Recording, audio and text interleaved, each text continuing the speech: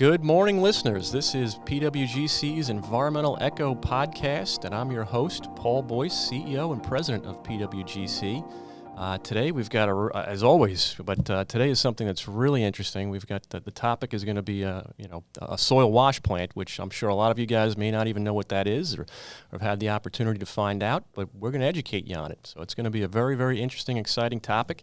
And we've got a couple of great guests, but before I get into their intros, I just want to mention the best way to reach us is through our website, which is www.pwgrocer.com/podcasts. If you guys have questions, comments, ideas, thoughts, or topics for future podcasts and want to reach us, that's the way to do it. We're generally very responsive to that. So, again, just hit us up on the website podcast app there, and we're all set to go. But hopping right into today's guest, we've got Robert Tassey from Posilico. And he's been working at the wash plant now for, it's been open for a little while. Yep. We are in our fourth full year of operation. I can't believe it's been that long. Yeah, I know. Time's, it's really flown. And you've been working for Posilico in various capacities for nearly 10 years now. Yep. But at the wash plant, you've been there for how long? For the full 4 years, or? Yeah, I was actually. It goes back to when we first started designing the plant. And this wash plant, this soil wash plant, which listeners, you guys are going to find all about, is located in Farmingdale here on Long Island, which is basically situated on the border of Nassau and Suffolk counties. So it's pretty central to the island. But Rob, as you mentioned, you've not only been involved with the wash plant, but you've been involved in numerous capacities with Posilico, including facility design and development. So welcome to the podcast. Thank you. Thank you very much for having us. And my other guest, who is my esteemed colleague, Mr. Kris Almskog, who is a Senior Vice President at PWGC. And he heads up our environmental compliance division, also with Mary Ann, who's not here today. But he's works extensively with construction materials clients across New York, including Posilico. So, Kris, I want to welcome you to the show. Thank you very much. Very excited to be here. And you've been with us. Oh my gosh, you started out as an intern. Yeah. Since it's been decades, 25 plus years. Yep. It has been a long time. So I've known you since we were in, high school, junior high. So it's made it very easy to get a job. It's been a real long time. So guys, welcome and thank you for joining me today. Thank you. So Robert, what's your main role and what else have you done in the past? Can you elaborate a little bit for us? Sure. So, like Kris, I started out as an intern. That was back in 2013. I was doing quality control for our asphalt production, right? So making sure that the asphalt that we're making for our customers is, meeting all the specs that we have to meet, and any deviations that we make the adjustments on the plant and get the products where they need to be.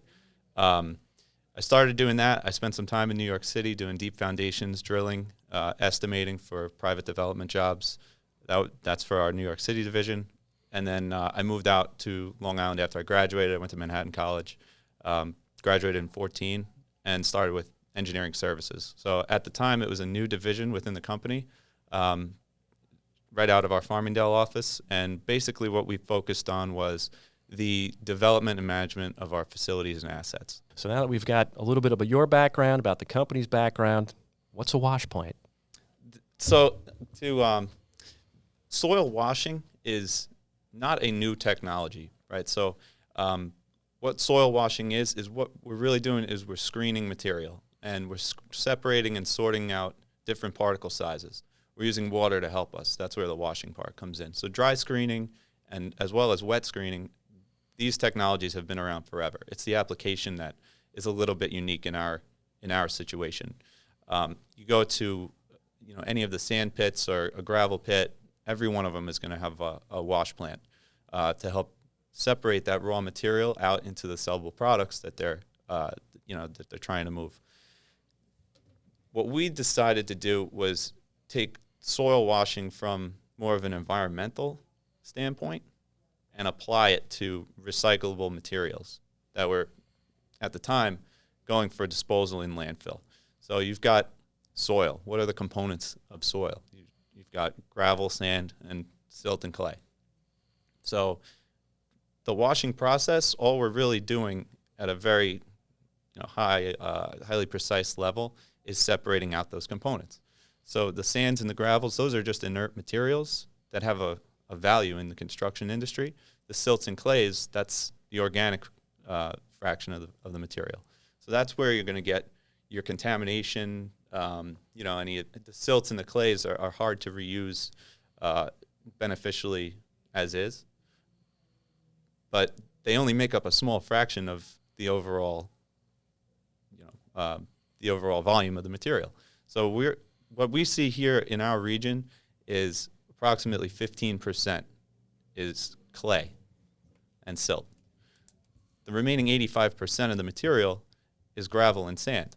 So we're able to extract those products, clean them up to our state environmental standards, and then now we have products that we can now repurpose and resell for beneficial use into the market. So, in other words, some of the stuff you guys actually wash is contaminated material, correct? So you might get it from a brownfields or some sort of waste site where the stuff is, if you don't do something with it, as you pointed out, it's going to a landfill.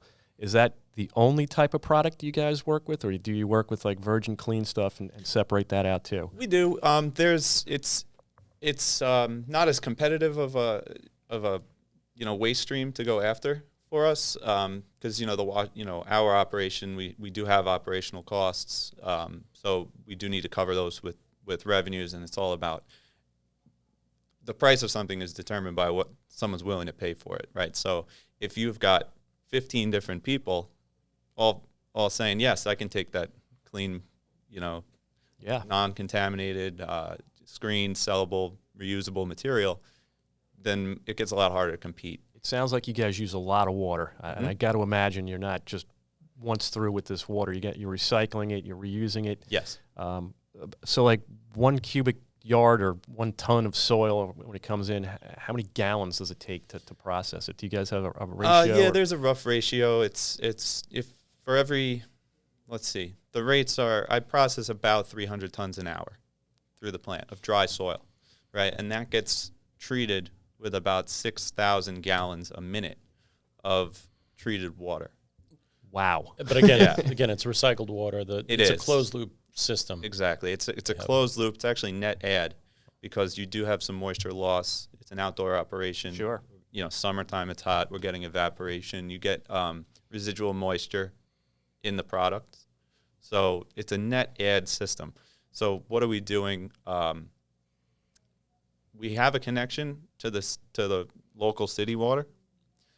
We try to minimize the consumption of new water. That's where I was going with this. Especially right now we're in a drought and everything else. Yeah. So 6,000 gallons a minute, people are going to, whoa. We also have, basically it's a 75,000 square foot footprint of the plant that is a fully contained, basically it's a spill containment area. And what it does is 2 things. Provides secondary containment for our whole plant. So if anything were to ever, knock on wood, if you had something happen, sure, catastrophic rupture or something where you have a massive release of water, we're not discharging that out into basically into the groundwater. So it's all collected, contained, and piped back into our treatment system. This way, there's no real loss of contaminants out. So it's an outdoor operation. That 75,000 square feet, it gets rained on. So over the course of the year, we're recycling between 4 and 5 million gallons of stormwater that come in. Another source of water for us, actually last year in 21, we opened up what's called a hydro tip. And this is a new kind of system. Instead of loading the dirt in dry, we're now able to inject wet liquid slurry that comes from like vac trucks. If they're cleaning out storm drains on the side of the road, or they're servicing a directional drilling project. That's really good. Right. So like guy's going to unclog a drain, he's got now a truck full of sediment and water. Right. So it's very hard to handle. In the past, we had like almost no capacity for this because we're on a small site, we're on 4 acres. So we put in this equipment that we helped design to basically directly unload the vac truck, and then we dewater the solids right in the system, and we consume the water. Wow. Sometimes in those vac trucks you might get like water bottles and a lot of leaves and cigarette butts, and I assume you guys screen all that out, right? I think that's a big portion of you guys took a big step and a big, not a gamble. I mean, because it was a really new process to the area, and you're basically taking what is your at the end disposal ratio? Is it 10-15%? Yeah. Okay, so historically for brownfields or cleanups, you'd be loading trucks, and the soil disposal was generally the highest cost and one of the biggest time-consuming issues with remedial sites. So you kind of basically took out a lot of the trucking that would drive through the city, drive out of state, the materials leaving the area. Now you're taking that, and only 10 to 15% of what normally would go to a landfill is going to landfill, and you're making beneficial products that go back into the industry. There's still sand mining and quarrying and things like that, but the need for those materials is so great that this, the technology and you guys doing it puts material that would otherwise end up in a landfill back into circulation, which is huge. Right. Yeah, and I don't consider ourselves competitors with the sand mines and even the landfills, just because I look at it more like from a value engineering standpoint, right? So like the landfill isn't. They don't care either way whether you take in material that's 100% belongs in the landfill or 50% belongs in the landfill. It's just not really for the Farmingdale plant, and even for our New Jersey facility. We're not really competing with the landfills. It's the other recyclers that you compete against. And same thing for the sand mines. The sand mines, there's always going to be a place for the sand mines because you're always going to have a need for the high-end structural concrete, right? That's 75% of all concrete made is non-structural, right? So there's 25% that's going into high-rises and deep foundations, where the specs are tight. The material has to be, source number approved material. That's not who we're competing against. We're going after the 75% of non-structural concrete that gets produced that doesn't necessarily need material that's coming from a finite resource. Sidewalks or curbs, perfect example of that. Doesn't need this. It's not a bridge deck. Exactly. Are you guys servicing a lot of like municipalities with street sweepings and is that kind of that is growing? a new initiative of ours is the street sweepings. Now that we have this hydro tip, it makes it so much easier for us because of the capacity that went capacity went way up. In the past, handling the street sweepings and dredge waste too is another big issue. There you go, Kris. Now he's talking your game. Yep, which is a very tricky thing to get rid of with regulations in place, and it's going to get trickier and trickier. Well, and you can figure out a way to reuse that stuff. Man, home run. I know. Yeah, ask any of the marine guys. The costs are astronomical.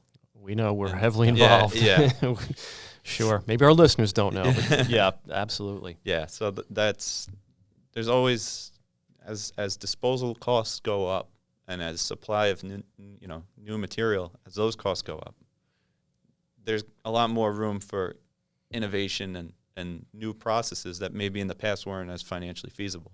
Yeah. Well, and you guys said you're doing about 300 tons an hour. Mm-hmm. And so how many hours a day does the facility operate? I don't think I could move the material fast enough out the door, to the point where I have like a log jam of material that I can't get rid of. So it's standard business hours. Like an 8-hour day? Yeah, typically? 8 to 10. 8 to 10 hours. So we're doing maybe 2,400 to 3,000 tons a day. Mm-hmm.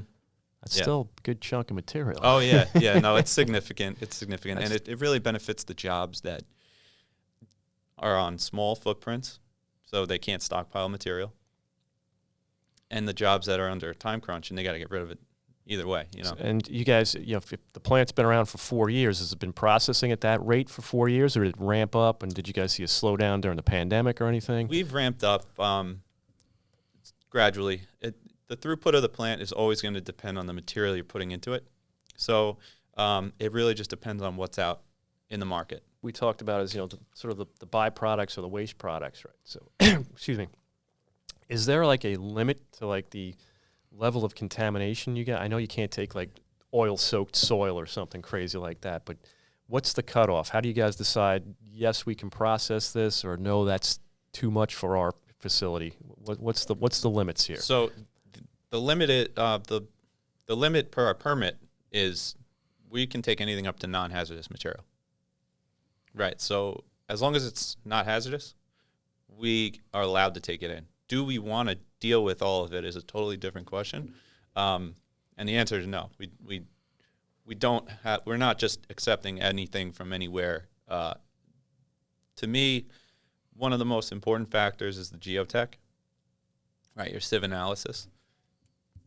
The percent passing the number 200 sieve, which is basically the cut point between fine sand and mud and clay, that is what drives the cost. From an environmental standpoint, we had to realize that the percentage of fines is also going to dictate how hot my waste product is going to be. So I don't want to inadvertently take something in that's going to create maybe a hazardous waste, right? So the sweet spot for us are the jobs that are contaminated, but not grossly contaminated. Are there any contaminants you guys totally avoid, like metals? Yeah, there's a handful. Hexavalent chromium is one, and the reason is because we know that if you tried to put material that's contaminated with hexchrome through the plant, that compound would basically present itself in the water, right? So there's an issue with that. If I'm recycling all the water, I don't want to be recontaminating the products. Yeah. Right. Yeah, that makes sense. So there's a short list of things like chlorinated solvents we want to stay away from. Some levels of PCBs we have like a pretty tight limit on that we don't really stray from. It also depends on the volume of the job too, because that'll dictate how easy or difficult it is to actually remove the contaminants. So then when you guys do have the waste product, right? Yeah. What do you do with it? Okay, so every 800 yards of material that comes out of the filter press, this is what dewaters the mud in the slurry that we extract. Every 800 yards we're sampling. When the results come back, we are assessing where can this material go, right? Typically, it's going to just one or two disposal sites, but they are out of state. But it's a waste, it's a profile. They know what the waste stream is. It's consistent material. The difference is there's going to be variations in the analytical, but the geotech is all perfectly consistent coming out of the plant. So they know what they know what the challenges are with dealing with the material itself. It's just we go through the regulatory review process with them. Going out of state, the regulations are different. You ship it by truck or rail or how? Yeah, right now we go by truck. Okay. Yeah. So the goal for us ultimately is to have zero waste. Any waste or any product that goes out, we want to make sure that we're getting it to its destination in a sustainable way as well. So we do have access to rail. Rail really only pays right now if you're traveling more than 400 miles away. So if I have a site that's just over, in New Jersey, it's actually cheaper to truck it there than it is to send it to Jersey by rail. However, if you'd run into a situation where, and I've seen this typically with other types of materials that we kind of stay away from, if the material needs to go out to a landfill in Ohio or Western PA, rail, it starts to get attractive. All right, that's interesting. Very interesting. As far as the finished reusable products, the gravel, the pea gravel, and so on, are you seeing just with the development market any trends or changes that you've seen as far as contractors requesting or even Posilico internally that you guys are trying to make and kind of make those blends with the wash plant? Yeah. So Posilico Civil is catching on. I think we've been educating and training people on the resources that they have available to them. We've kind of centralized our purchasing and stuff like that. So like all the material requisitions that come in from the field come through somebody in the materials division now. And so now, it's a lot of integration and cross-selling and making sure that we're getting the best price. Sometimes it makes more sense to buy from somebody else if the trucking is, there's always going to be a difference in the trucking. Mm-hmm. Trucking drives a lot of the costs. So, and the decision making. So, for the end market development, we have like a steady base of customers. Commercial concrete is, what a lot of people are using the recycled aggregates for, because, they are cleaned aggregates. They are not coming from a mine. There is some variability, but when you have a mix and you only need to hit 3,000 PSI in the concrete. So we can use these for like leaching pool rings or a catch basin or something. Yeah. People are using that all day long. That's what I figured. Like a precast plant would love you guys. Yes. And then even on the civil side, after you've installed the basins, you've got, gravel pits and fields and drainage fields and stuff. The material is getting consumed in that market as well. Okay. So for me to just wrap up, maybe Kris, you have another question or two. The plant itself, I mean, it sounds like it's doing great. Any ideas or concepts maybe to expand or build more? We know the Infrastructure and Investment and Jobs Act is still hanging out there, which will be probably a huge boom for the construction industry, engineering alike. What do you guys think? Yeah, no, it's the outlook is positive for sure. We're watching over this bill as well, making sure it's going to have a big impact on everything we do, us, you guys, everyone. The goal is always to continue to grow, but grow responsibly, right? So one of the main coincidences, let's call it, of this operation in this location is it's kind of a perfect storm of geology and geography as it relates to the economics of everything, right? So you're on Long Island. Where are you going to go to dispose contaminated soil? Off Long Island. So you got to cross the bridges. The trucking costs go way up. If you want to keep the material on the island and you want to bring it to the wash plant, well, native Long Island soil is perfect for a washing operation in general because it's a relatively low silt content, high sand and gravel content, and the quality of the sand is it's excellent, top notch. Absolutely. So, that doing this on Long Island is an ideal place to. It's an ideal place. place. Yeah. Exactly. If you tried to do this, say in South Carolina or North Carolina, where everything is clay, well, you're going to spend a boatload of money on very advanced equipment to generate waste for you. Right, so not get a whole lot of return on your investment. Exactly, the yield is very high for us. So Rob, you said you're limited to a 4-acre site. Is there any possibility to increase your throughput there in the future, or expand the site or facility? I mean, because I see this as a real win for you guys and the environment. Yeah. So we actually I spent a lot of time just at different facilities and looking at process, looking at throughput, looking at where's my bottleneck, where can I elevate that, and how can I create a new bottleneck with a higher capacity. So like you always want to have one, and then when you run out of solutions, then you got a pretty optimized process. I am looking into some ways to increase the throughput. I know I have a lot of extra capacity for gravel, right? So if I can get the throughput up, say it's 400 tons an hour, the gravel end is not going to suffer because it's already, all the equipment's already in place to handle that volume.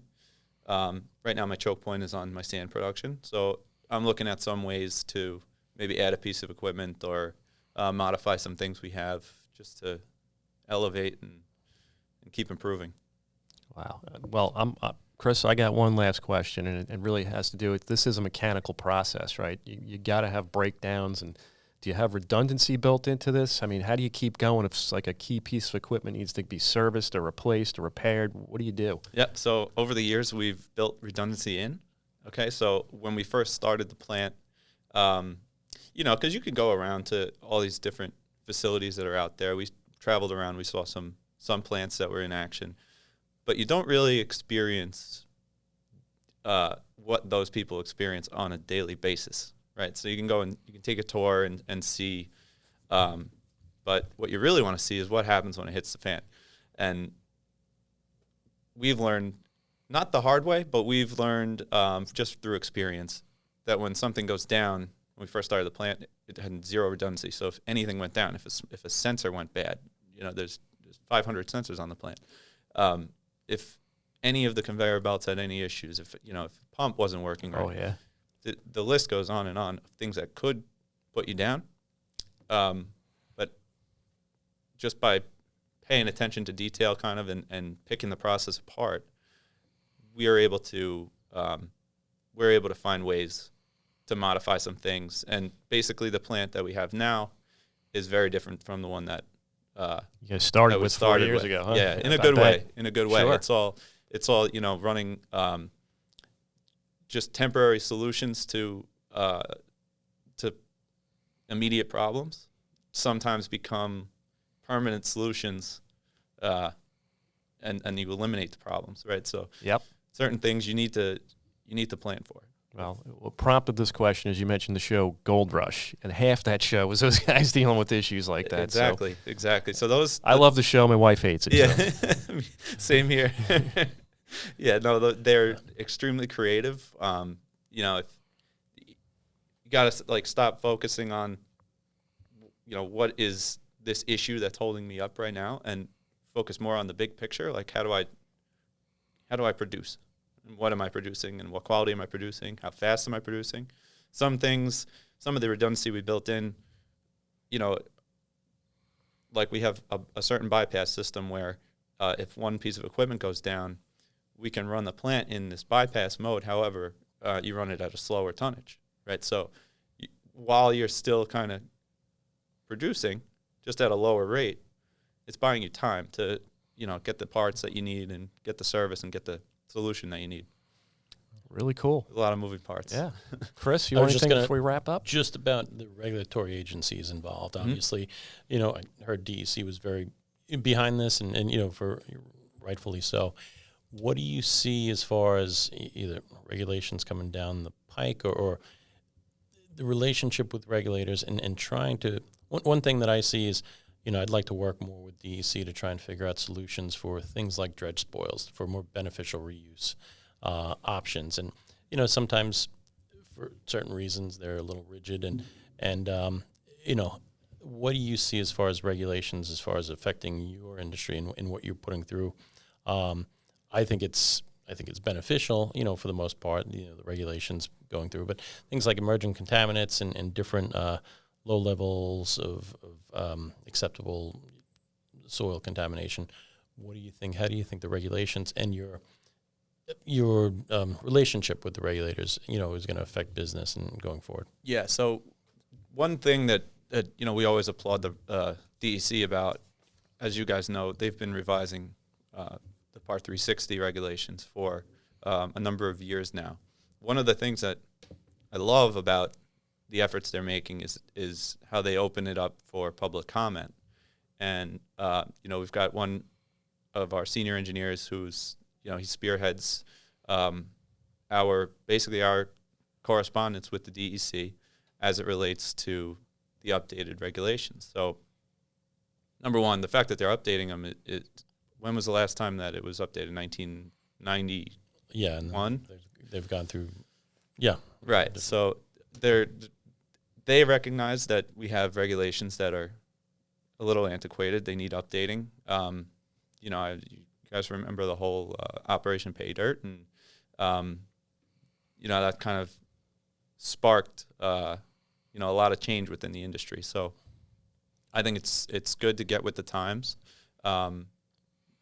Use industry for feedback. Rob, anything you want to add before we wrap up for the day? No, I appreciate you guys having me. This is always good. And It was great to have you. Anytime you want to come out see the plant, be happy to show you guys around. We would love a tour. Yeah.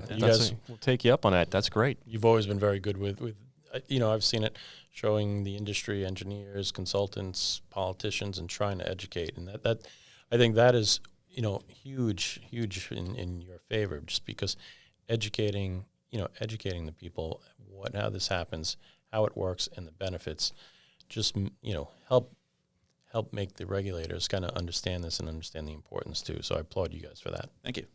All right. Well, that's what we got today for you, folks. So I do want to thank our guest again, Rob Tassey with Posilico. He's a manager of the soil wash plant in Farmingdale, and Kris Almskog, a senior vice president at PW Grosser, heads our environmental compliance division, and myself, your host, Paul Boyce, CEO and president of PWGC. Again, I want to thank our listeners for joining us, and again, to reach us, www.pwgrosser.com/podcast. This is the Environmental Echo, and we're signing off for today. Thanks for listening. Thank you.